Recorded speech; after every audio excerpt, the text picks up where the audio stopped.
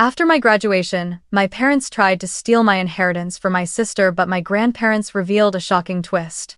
Hi, my name is Amelia Carter. I am 22 years old, and I was born and raised in a small, quiet town on the outskirts of Cleveland, Ohio. From the outside, my family looked like any ordinary middle-class household, with a two-story home, a small garden, an old garage that smelled of motor oil, and two daughters growing up together. But inside those walls was a world full of cracks that only I could truly feel. Throughout my childhood, I learned how to live as an invisible person within my own home. It all started with the constant and unapologetic favoritism my parents showed toward Sophia, my younger sister, 2 years my junior. To them, Sophia was a precious jewel to be treasured, while I was just a shadow, existing only to serve, to sacrifice, and to stand as the backdrop for her to shine. I still remember my 10th birthday when my mother baked a small cake from a store-bought mix, and dinner that night was nothing more than simple spaghetti and meatballs. I didn't dare complain. I just quietly blew out the candles and made a vague wish I can no longer recall.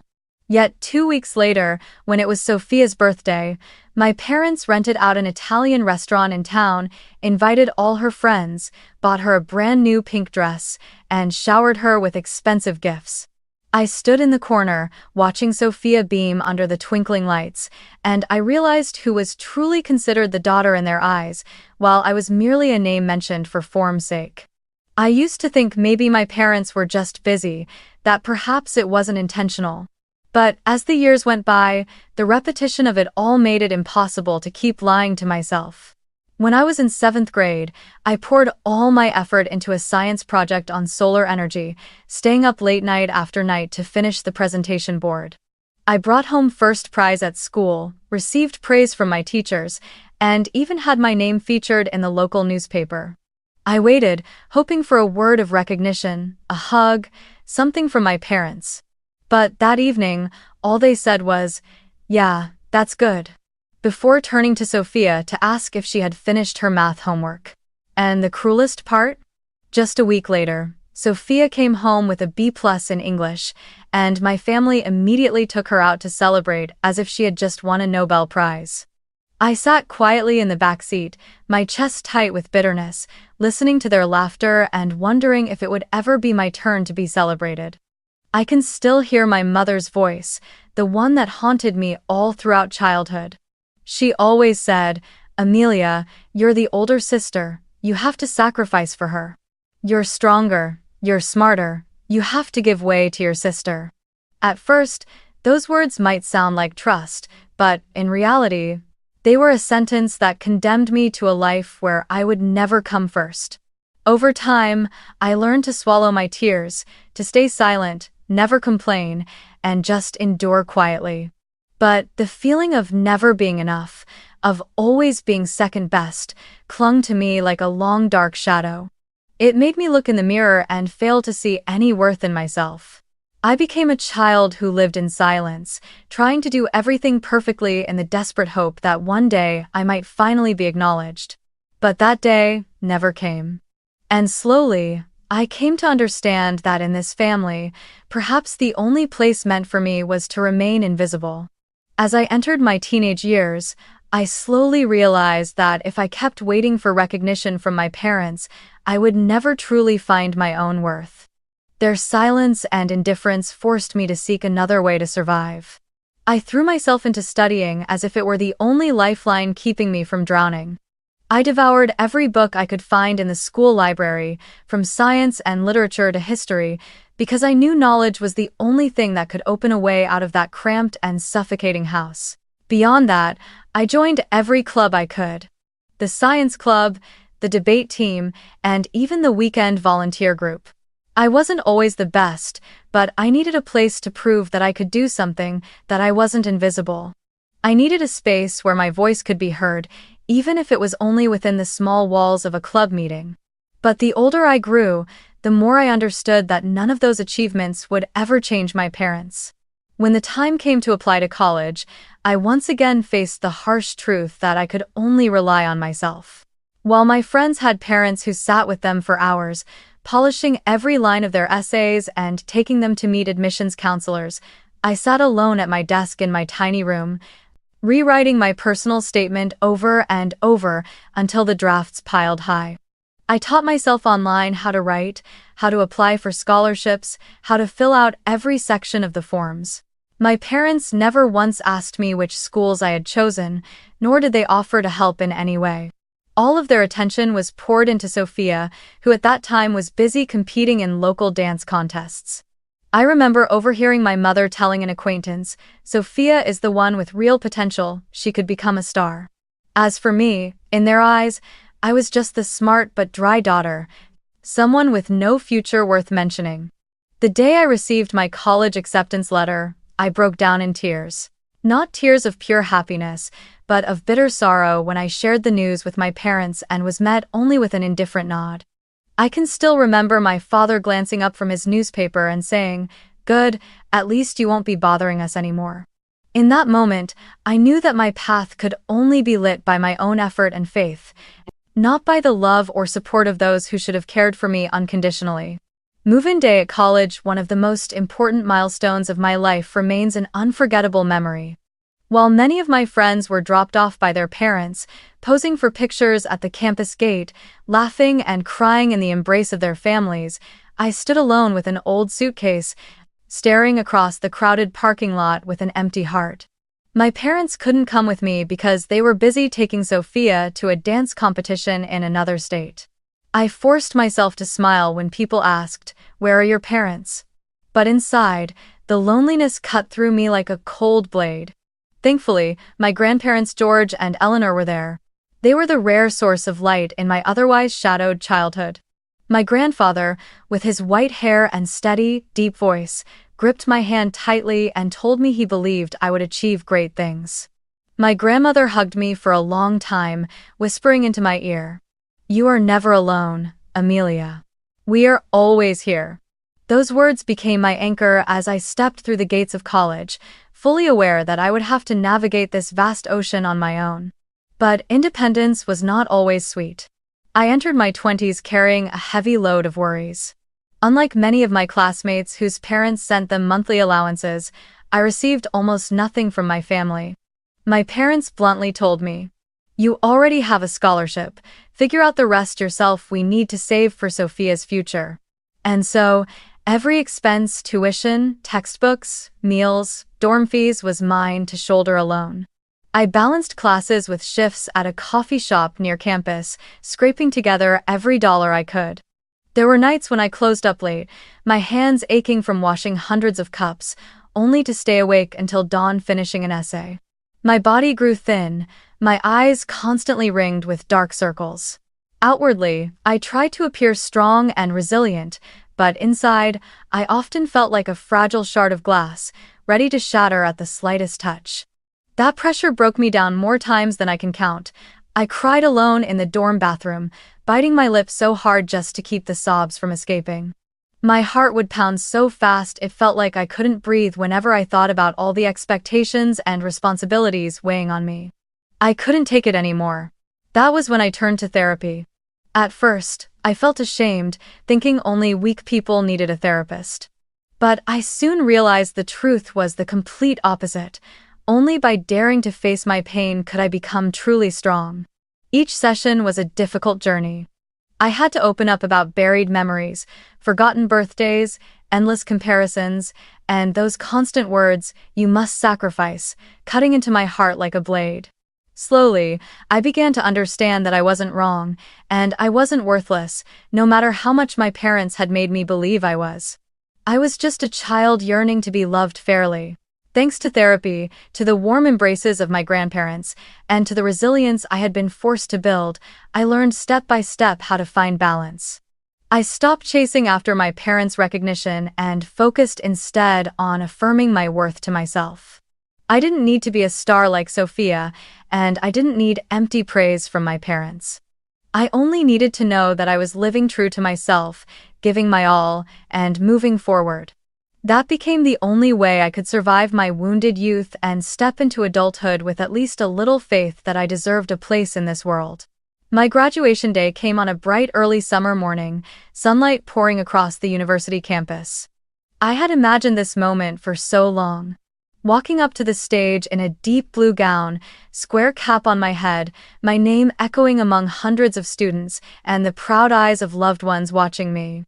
It was the moment that marked 4 years of hardship, sleepless nights with textbooks, exhausting part-time shifts, and the hidden tears I shed in silence. I wanted to believe that today would be the reward for everything I had endured.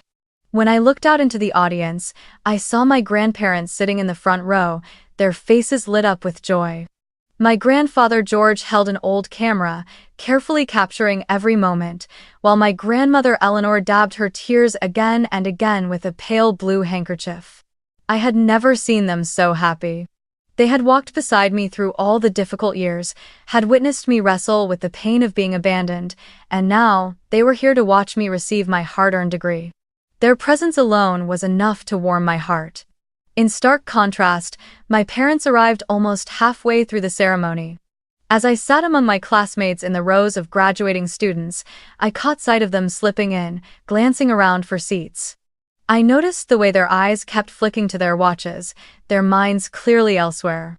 And just as I expected, they barely stayed for a short while before standing up, excusing themselves because they had to take Sophia to a modeling photo shoot. I can still remember my mother leaning close to whisper in my ear before leaving. "Please understand, Sophia has such a big opportunity, I can't let her miss it." There were no words of congratulations, just a hollow apology and the sight of their backs disappearing through the exit doors. I sat still, biting my lip hard, holding back tears while all around me, other parents stood and cheered proudly for their children. When I walked across the stage and heard my name echo through the speakers, in that vast auditorium, there were only the trembling claps of my grandparents. My grandfather shouted, "That's my granddaughter," his voice breaking with emotion. I bowed my head as I accepted my diploma, feeling both proud and bitter at once. Part of me still longed for my parents to recognize my effort, but another part of me knew deep down that it had never happened before, and it likely never would. After the ceremony, my friends gathered with their families to take pictures, laughter and joy filling the air. I stood with my grandparents, the three of us holding each other tightly. My grandfather told me that I was his greatest pride, that no matter what anyone else said, he always believed I would do something extraordinary. My grandmother added, "You've gone further than we ever dreamed. You are living proof that resilience bears sweet fruit." I nodded, smiling through tears, imprinting every word deep into my heart. But that joy did not last long. Just a few weeks later, I received the devastating news that my grandfather had passed away from a sudden heart attack. The world seemed to collapse beneath me. He wasn't just my grandfather, he was the father I never had, the steady shoulder I leaned on whenever I felt too weak to stand. On the day of his funeral, I stood silently before his portrait, my trembling hands laying down a bouquet of white flowers, my vision blurred until I could no longer clearly see his face in the frame. The ceremony unfolded with the sound of muffled sobs, but inside me was a grief too deep for words. It felt as though a piece of my heart had died with him. Grandma Eleanor held me tightly after the funeral, whispering, "You cannot fall, Amelia.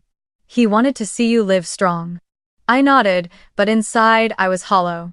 Every night, I found myself missing his voice, missing the way he would call to ask if I was eating well, if I was sleeping enough. Now all of that had dissolved into silence.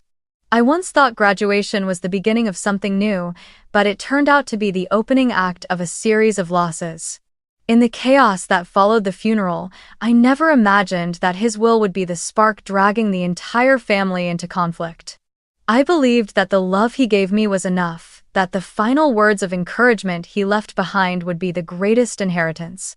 But then I discovered he had left more than that, a significant portion of his assets, carefully structured with deliberate conditions. At the time, I couldn't foresee how those sheets of legal paper would become fuel for a fire, igniting a family battle I had never wished to fight. All I knew was that a new chapter had begun, a chapter where I would have to face the raw truth about greed, favoritism, and the strength my grandfather had quietly entrusted to me. The will reading took place in a formal conference room at a law office in downtown Cleveland. The air there was both solemn and heavy, like a door closing tightly between the past and the future. I sat beside Grandma Eleanor, her hands trembling but her gaze steady and fierce. In my mind, I could still see Grandpa George, the man who had watched over every step I took. I thought I had cried all the tears I had at his funeral, but the reading of the will stirred up a new tide of emotions in me. Grief, gratitude, and fear all at once. My grandfather's lawyer, a middle-aged man named Jonathan, opened a thick folder and began reading in a measured voice. Grandpa, a successful investor for decades, had left behind an estate worth over $3 million. I heard a murmur ripple through the relatives as the number was announced, like a jolt of electricity rushing across the room. Jonathan went on, explaining that the inheritance would be divided equally among the 4 grandchildren. Myself, my sister Sophia, and our 2 cousins. Each of us would receive roughly $750,000, a figure that made my heart race. I sat frozen, my nose stinging as tears threatened to spill. In my mind, I immediately saw the burdens this money could lift. It meant the student loans that had kept me awake countless nights, the small dream of starting a business I had shelved for lack of capital, the hope of a future where I could finally stand on my own without being looked down on by my family. To me, $750,000 wasn't just money, it was recognition, proof that my grandfather believed in me and entrusted me with a chance to live the life I deserved.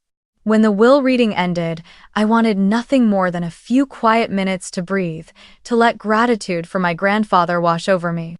But almost instantly, my parents pulled me out of the conference room, their eyes cold and their voices sharp, as if a battle had been waiting all along. My father stepped directly in front of me, his eyes stern and pressing down like a weight. He said, "Amelia, you need to give your share to Sophia. She's the one who needs to be taken care of. You're strong. You can manage on your own." My chest tightened, but before I could respond, my mother cut in, her tone soft on the surface, yet each word slicing like a knife. "Your grandparents don't understand Sophia the way we do. She's fragile, delicate. You're her sister, you're supposed to sacrifice. You're used to it, aren't you? All your life, you've been stronger, so give this to her." I stood stunned. In that moment, memories of my childhood flooded back like a storm. The lopsided birthdays, the celebrations that were always for Sophia, the endless words forcing me to sacrifice. I had thought that after all these years of effort, after graduating college, after proving myself, I would finally escape that cycle. But here it was again. Even when I had been left a rightful share by my grandfather, they still wanted to take it from me and hand it to Sophia, as though I had never been worthy. I drew in a deep breath, forcing myself to stay calm. Inside, my whole body trembled with shock and pain, but I refused to break. I looked straight into their eyes, my voice hoarse but steady. "This is Grandpa's will, not yours. He thought of all of us, he divided it equally, fairly. I will not let anyone change that." My father narrowed his eyes, as if he couldn't believe I had dared to speak so directly. My mother shook her head, sighing in deep disappointment, as though I had just made a grave mistake. In their eyes, I saw the same familiar look I had known all my life, the gaze of people who only wanted me to disappear or quietly exist as the backdrop for my sister. But this time, I knew I was no longer the child who swallowed her tears in silence. I was old enough now to stand tall, to protect the legacy my grandfather had entrusted to me. In that moment, I understood that the real battle had only just begun. What had happened in the conference room was merely the opening act. This inheritance was not just money, it was justice. It was the trust my grandfather had placed in me. And I swore, deep within myself, that I would never let anyone, not even my own parents, steal that trust away. I thought that holding my ground in that conversation would be enough, that things would end there. I was wrong. Just a few days later, when the documents related to the will were sent to the family for signatures, my father, who happened to be one of the executors, made his move. Sitting at the dining table, he spread the stack of papers out before him, his tone cold and firm. "I'm not going to let this play out the way you think, Amelia. Your grandparents may have left you a share, but I'm the one with authority to execute, and I will reinterpret this will in the way that makes the most sense. You don't need that money, Sophia does. I was stunned, my heart pounding in my chest. I knew my father was decisive and authoritarian, but I never imagined he could be this brazen, disregarding even my grandfather's final wishes. My voice trembled as I replied, "Dad, that's not a reinterpretation. That's completely altering Grandpa's intent. He wanted it divided equally among all of us. You have no right to take my share away." But all I got in return was a dismissive smirk. He scoffed, his words sharp and unyielding. "The authority lies with me. Do you really think you know the law better than I do? You're young, you don't understand. This family needs balance, and the only way to achieve that is for Sophia to have more. She's fragile, she needs support, and you're strong enough to stand on your own." Those words struck me like a hammer to the head. As if that weren't enough, my mother, sitting beside him, added, "Amelia, don't be so selfish. If you truly love your sister, you should understand and sacrifice. What would you even use the money for? To pay off debts? To invest in some foolish startup dream? Sophia is the real future of this family. She needs that money to build her career." My hands went ice cold, every vein in my body stiffening. I had never imagined that even now, after everything, my parents could say such things, dismissing my dreams and lifelong effort, reducing me to nothing more than an obstacle to Sophia's spotlight. I fought to stay calm, though the pain in my chest was suffocating. "I'm not selfish," I said, my voice trembling. "I only want to keep what belongs to me." This was Grandpa's wish. If you truly loved him, you would respect that. But instead of listening, they glared at me as if I had betrayed the entire family. My father roared, "Ungrateful! Do you not know who raised you all these years? You only think of yourself. You're nothing but greedy." Each word stabbed into me like a knife. I had never felt so humiliated in my life. Sophia sat silently in the corner, quiet since the beginning. I looked at her, hoping she would at least stand up for me or speak one fair word. But when I called her name, her eyes slid away. Then she softly muttered, "If Mom and Dad say so, then it must be right." Those 5 simple words shattered my world. The sister I once believed would understand me, the sister I had sacrificed for time and again, now nodded in agreement with my parents, letting all of my struggles be trampled underfoot. I sat there, my hands clenched so tightly beneath the table that my nails broke the skin, blood seeping out as my chest burned with rage. My mind replayed every effort of the past 22 years. The endless nights bent over textbooks, the exhausting part-time shifts, the times I cried alone in a bathroom, feeling worthless. I had done everything to prove I wasn't invisible. I had earned my degree on my own, and now Grandpa had given me the greatest trust and inheritance to start a new life. Yet, in just moments, my parents had decided to rip it away from me, and my sister betrayed me with her silence. The feeling was no different from being thrown back into my childhood, left in the corner while Sophia received all the cheers, given a small cake while she got the grand party. Only this time, it wasn't a birthday, it was the fate of my entire future on the line, and I was about to lose it again. Every effort, every drop of sweat, every dream I had ever held was being disregarded, poised to be erased by the very people who were supposed to protect me. I had never felt injustice so raw, so merciless, in my entire life. In that moment, I swore to myself, if I bowed my head this time, I would lose everything forever, not just the money, but my very belief in my own worth. Yet, at the same time, fear screamed inside me. Could I really stand up against my parents, who held both power and control? Would all of my efforts once again be swept away, just as they always had been before? I sat there in silence, tears streaming down my face, with only one thought echoing in my mind. Everything I had built, everything my grandfather had believed in, was about to be stolen from me. And this time, I wasn't sure I had the strength to endure it. That night, I returned to my small apartment with swollen eyes and a heart utterly exhausted. I had spent the entire afternoon in my parents' living room, listening to them accuse me of being selfish, ungrateful, greedy. Sophia remained silent, only nodding faintly in agreement with them. Never had I felt so completely alone. I clutched my pillow and cried until I couldn't breathe, convinced that everything I had fought for was about to be swallowed up in an instant. But in the midst of that despair, I thought of my grandmother Eleanor.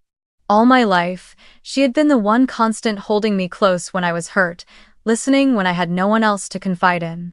I knew she was the only one who could understand the storm I was facing.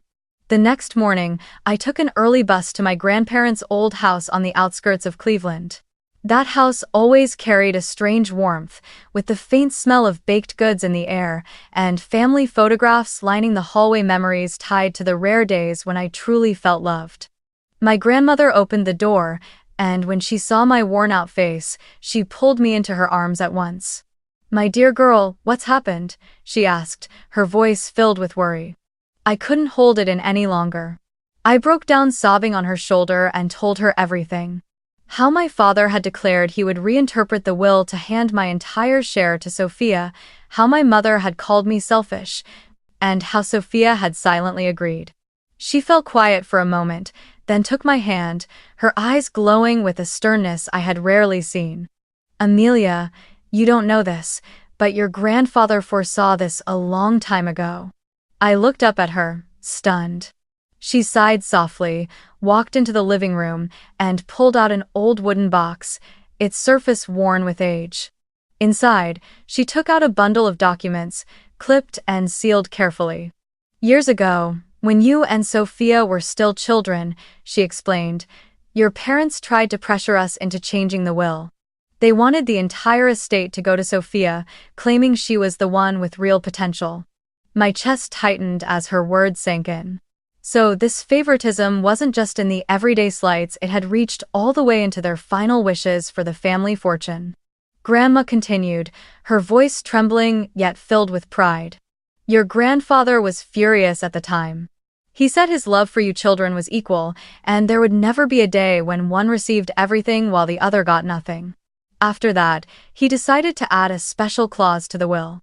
Anyone who attempted to change or reinterpret the equal division would immediately forfeit their own share of the inheritance." My mouth fell open. A shiver ran through my entire body, like a current of electricity surging down my spine. I whispered, "You mean, if my father really does what he said?" Grandma nodded, her eyes shining with pride. "Exactly. Then he himself would lose his inheritance. Your grandfather foresaw this favoritism, and he wanted to protect you." In that moment, I trembled with both fear and relief. For so many years, I had wondered whether Grandpa truly understood my pain, whether he saw the blatant favoritism in our family. And now I knew without a doubt, not only had he seen it, but he had taken action to fight against it. He had left me not just money, but also a legal shield, a clear sign that he believed in fairness. I broke down in tears, this time not only from sorrow but from a profound sense of gratitude. Grandma held my hand tightly, her voice steady and unwavering. "You are not alone, Amelia. I won't let your parents steal what belongs to you. Your grandfather put that clause in place to protect you. Now we must act." She picked up the phone and immediately called Jonathan, my grandfather's lawyer, requesting an urgent meeting.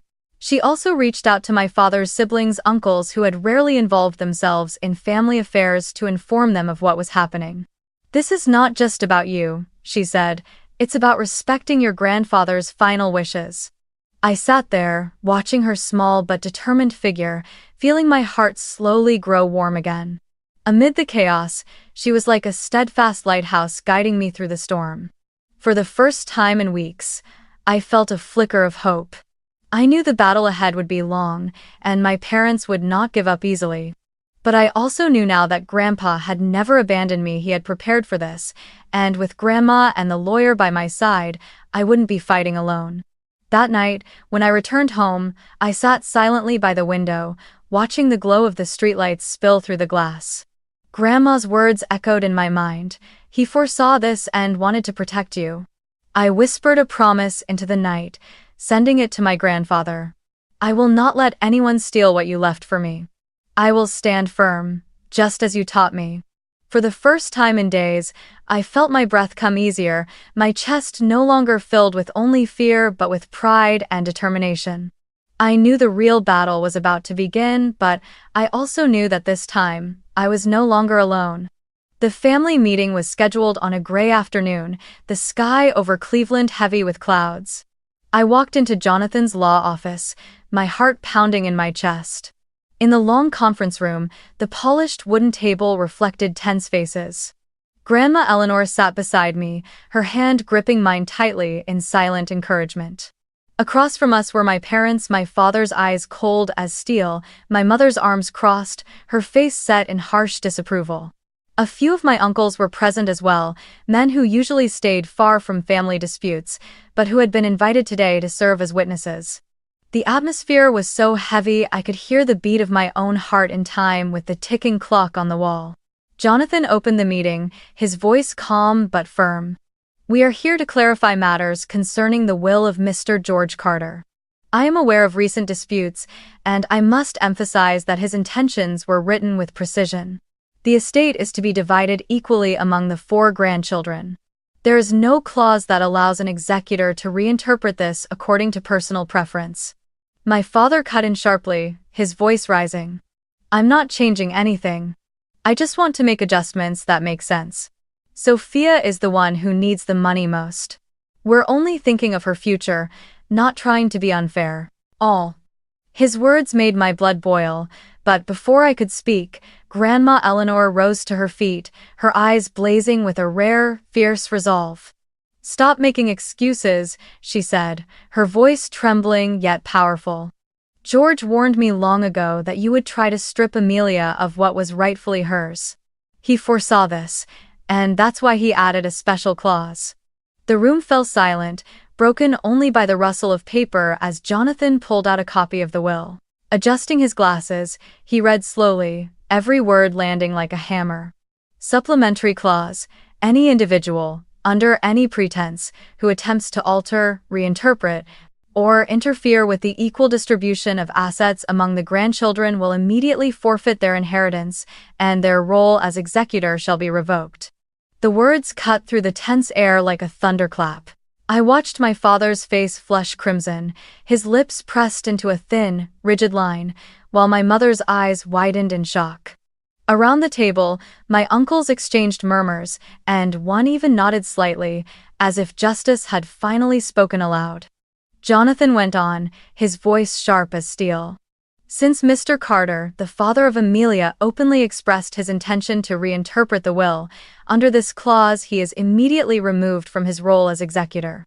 The authority will be transferred to the designated substitute, and his share of the inheritance will be subject to review. In that instant, I watched my father's carefully laid plan collapse like a sandcastle struck by waves. He shot to his feet, roaring, "You are tearing this family apart. Amelia, you are the reason everything is falling apart. If you weren't so greedy, none of this would be happening." My mother quickly joined in, tears shimmering in her eyes as though she were the true victim. "Amelia, you're breaking my heart. Are you really turning against your own parents over money? Don't you see this family is being shattered because of you?" I sat there, tears streaming uncontrollably. Every accusation landed like a blade driven straight into my chest. A part of me wanted to collapse, to apologize just to escape the crushing weight of their voices. But then I remembered my grandfather's eyes on my graduation day, the sound of his voice when he said I was his greatest pride.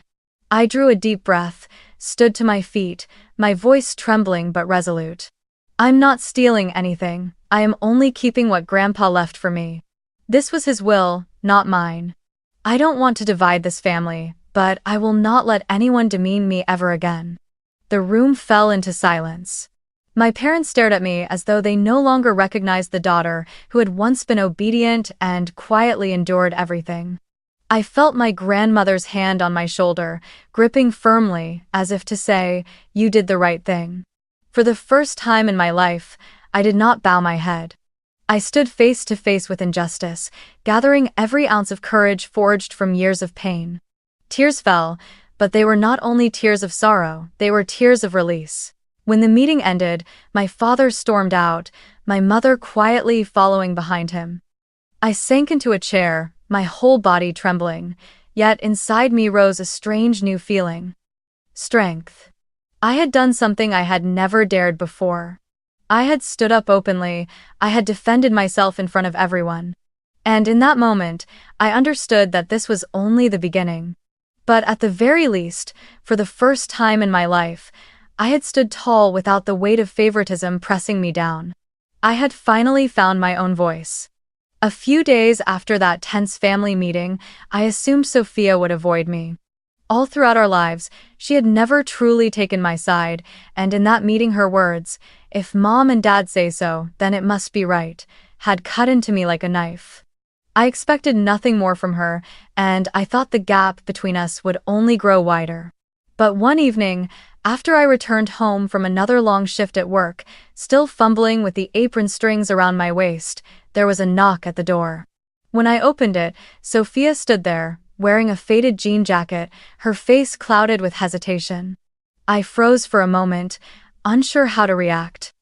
Years of bottled-up hurt made me want to slam the door shut, but her eyes, fragile, uncertain, almost pleading, stopped me. I silently stepped aside and gestured for her to come in. She sat down on the couch, nervously twisting the hem of her jacket like a child searching for words of confession. The small room was quiet, filled only with the steady tick of the clock. Then she looked up, her voice trembling. "I'm sorry, Amelia. At that meeting, I should have spoken up. I should have defended you, but I was scared. I've never known how to stand up to mom and dad." I stared at her, torn between anger and surprise. For as long as I could remember, Sophia had been the pampered one, the center of attention. But now she sat before me like someone lost. She drew in a deep breath and went on. "You don't understand, being the golden child isn't easy. Mom and dad always put me on a pedestal, demanding I be perfect, successful, constantly making them proud. Every time I got tired, every time I wanted to stop, they would say, 'You are not allowed to fail. You're our only hope.'" I felt like nothing more than a puppet. Her voice cracked, her eyes red with tears. "Sometimes, I envied you. At least you got to live as yourself. I've never had that. I've always been acting a role." My heart softened. All these years, I had only seen the surface: Sophia's privileges, her lavish birthday parties, the endless praise. I had never considered that behind that glittering light were invisible chains.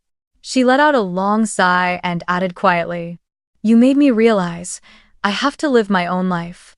Watching you stand up in that meeting, watching you defend yourself, it made me see that I need to change too."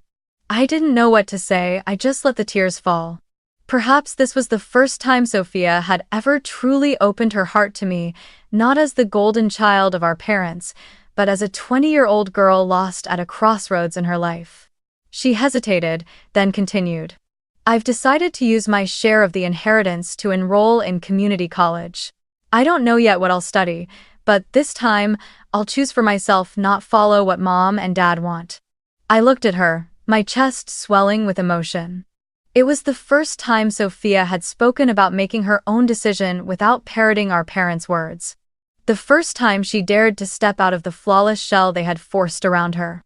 I gave her a faint smile, my voice rough with tears. "If that's what you want, I support you. You deserve to live your own life, Sophia." In that moment, in the small room, we no longer sat as the pampered child and the forgotten one. We were simply two sisters, both bound for years by our parents' twisted expectations. And for the first time, the fractures they had created seemed like they could begin to mend. Sophia clasped my hand and whispered, "Can you forgive me?" I nodded, tears streaming, but inside I felt a quiet relief. We stayed up talking late into the night, sharing things we had never dared to say. I told her about the nights I cried alone in the dorm, feeling like the whole world had turned its back on me. She told me about the times she collapsed in exhaustion after dance rehearsals, yet still had to smile brightly on camera because our parents demanded it. Both of us came to see that all these years, we had never been enemies, we had simply been victims of a sick favoritism. When Sophia finally left, she hugged me tightly. I walked her to the door and watched her figure disappear down the hallway, and in my heart stirred a strange feeling. Hope. For the first time, I saw a different Sophia, not the spoiled girl I had known, but a young woman longing for freedom. And for the first time, I believed that maybe, just maybe, the two of us could step out of that toxic cycle together and rediscover what family was truly meant to be. After the family meeting and everything that followed, I thought the storm had finally begun to calm. But in truth, the turbulence was only just beginning. My father grew colder and angrier than ever. One evening, he called me, his voice heavy as stone.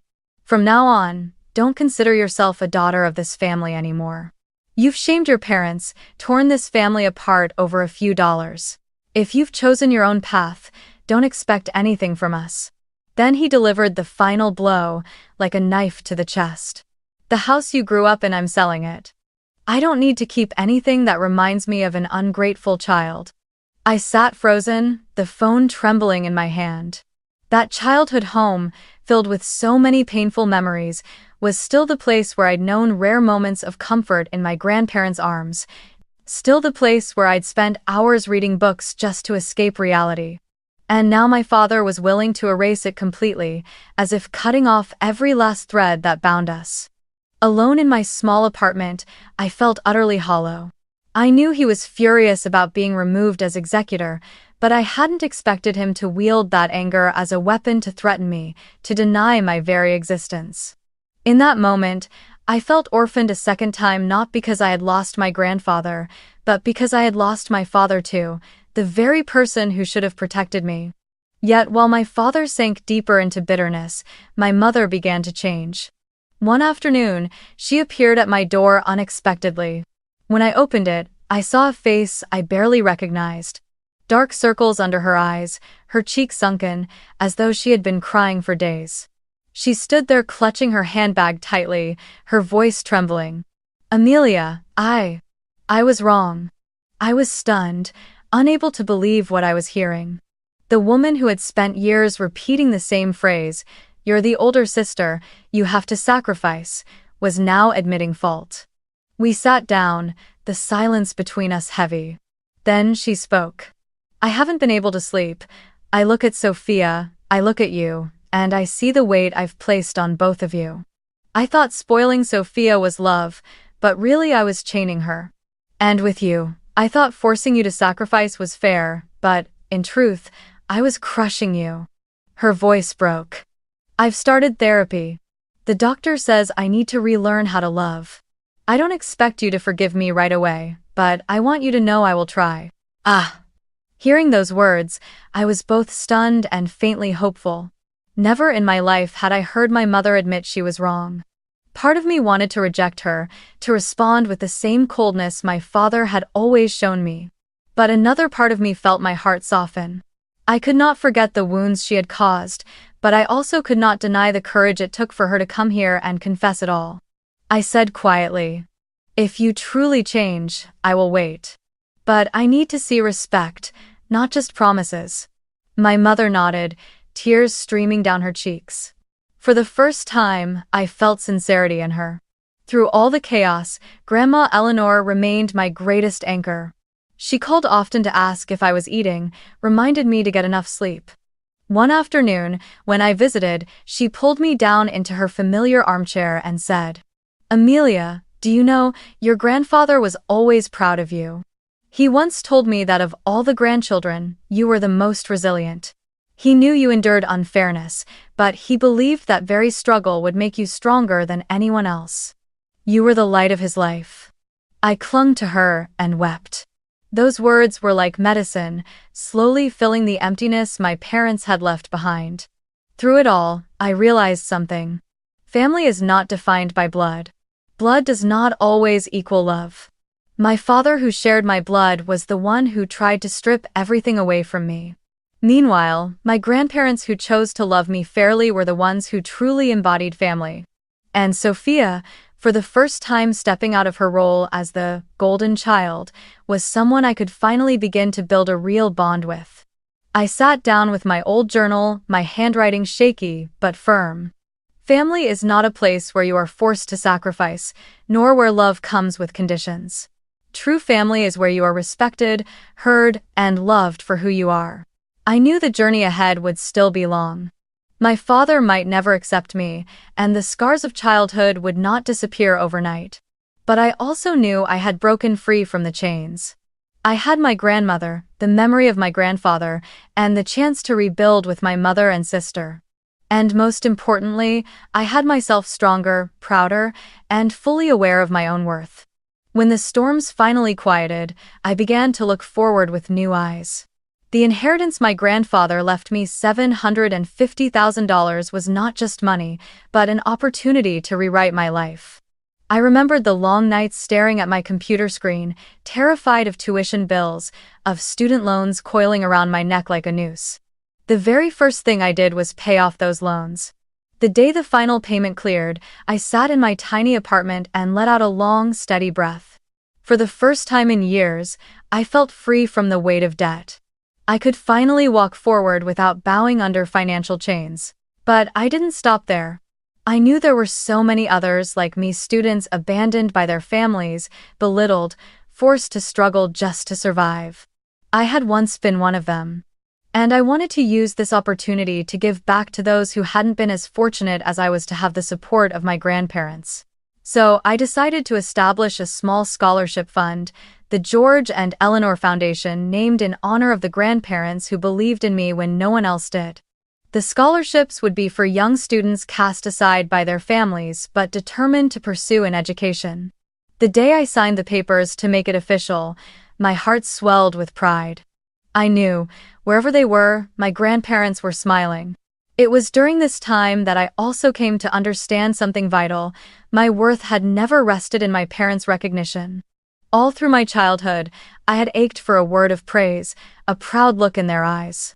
But now I knew I didn't need that anymore. My value came from the nights I stayed awake finishing a science project, from the long hours I worked to pay for textbooks, from every step I walked, every tear and drop of sweat I overcame on my own. My worth came from my effort and the life I chose to build, not from anyone else. My relationship with Sophia also began to shift for the better. After that night, we texted and called often. She told me about her first days at community college, the mix of nerves and excitement at finally making her own decisions. I shared with her my job search, my long-term plans for the foundation. We learned to listen to each other, no longer letting our parents' voices wedge us apart. I realized that once we both stepped out of the cage of favoritism, we could finally be true sisters, companions, not rivals. My mother continued faithfully with therapy. Sometimes she visited me, bringing dishes she had just learned to cook. We didn't rush into forgiveness, but at least we began speaking as two people trying to understand each other. My father remained silent, distant. Perhaps he will never change. But I no longer let that define my worth. I had learned to draw boundaries. If a relationship only brought pain and contempt, then I had the right to walk away. As I sit and write this story, I know I am not alone. There are so many out there living in families warped by favoritism, poisoned by toxic expectations. To them, I want to offer these words not as someone who has conquered everything, but as someone who once lived in the shadows and found a way out. If your family belittles you, remember, you have the right to set boundaries. You are not selfish for protecting yourself. You are not ungrateful for refusing to be used. That is the only way to keep your heart whole. Money can be lost, but dignity and peace of mind are not things you should ever trade away. For years, I believed that winning my parents' love by sacrificing myself was a kind of victory. But the truth is, real victory came the moment I stood up and said, enough. And from that moment on, I found peace in my soul again. And more than anything, I learned how to believe in myself. My grandparents had believed in me from the very beginning, and now I carry that belief forward. I don't need anyone's approval to know that I have worth. I only need to look back at the journey I've taken to understand that I am stronger than I ever thought I was. If you're listening to this story, maybe you too have been abandoned by your family, underestimated, or made to feel like you weren't enough. I want you to know that you are not alone. You can rewrite your own story. You can find new people, friends, colleagues, mentors who will become your true family. And most importantly, you can become family to yourself through the respect and love you give to who you are. That is the greatest legacy my grandfather left me. Not the money, but the belief that I am worthy. And in the end, I finally learned to believe in myself. Thank you for listening to my story, and I'll see you again in the next one.